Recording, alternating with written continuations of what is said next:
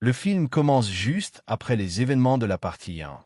Katniss Everdeen se remet d'une tentative d'étranglement de la part de Peeta Mellark, qui a été torturée et conditionnée par le Capitole pour la tuer. Alors que Katniss se soigne, on sent sa détermination grandir. Elle ne veut plus être un simple visage pour la rébellion, elle veut tuer le président Snow elle-même. Pour elle, c'est la seule façon de venger les horreurs qu'il a causées. Une mission, mais pas celle attendue.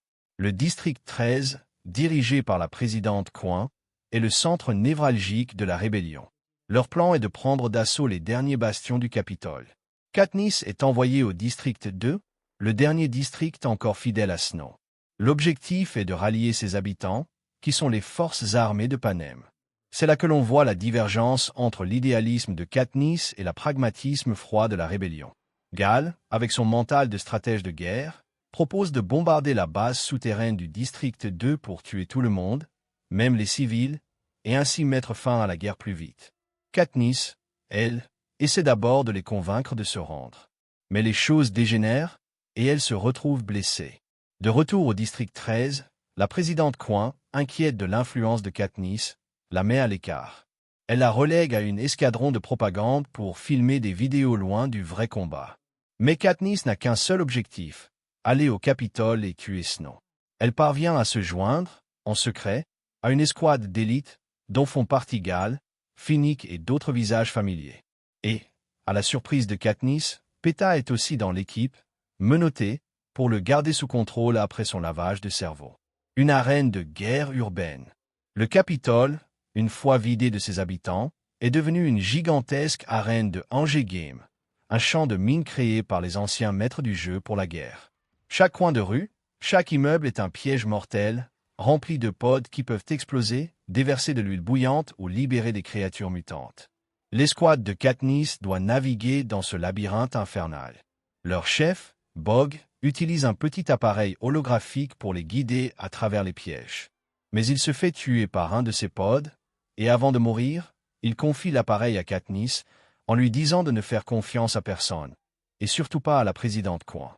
Peeta, encore sous l'emprise du conditionnement, est une menace constante. Il a du mal à faire la distinction entre la réalité et les mensonges que le Capitole a implantés dans son esprit. Il se bat contre ses pulsions, et Katniss doit à la fois le protéger et se méfier de lui. On assiste à des scènes de tension incroyables, notamment l'attaque des mutants lézards dans les égouts, un moment terrifiant où l'équipe perd plusieurs de ses membres, dont Finnick.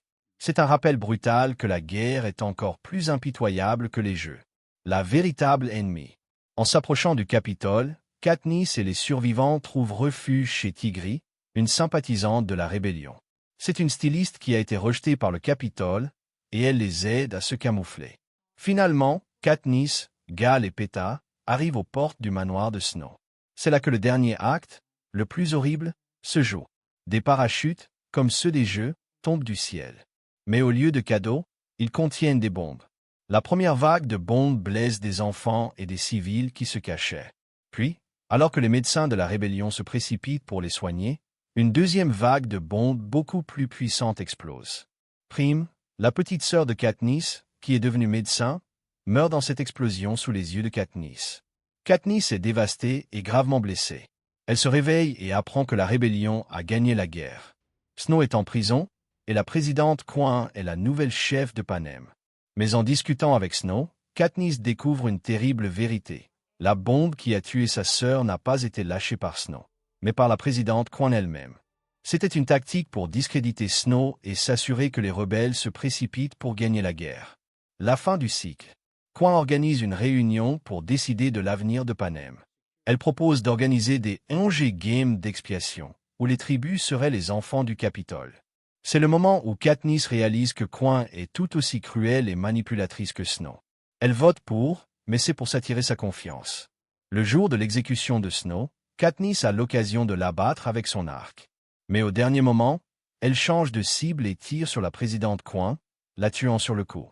Elle met fin au cycle de la violence et empêche un nouveau régime tyrannique de s'installer. Finalement, Katniss retourne au district 12, qui est en ruine.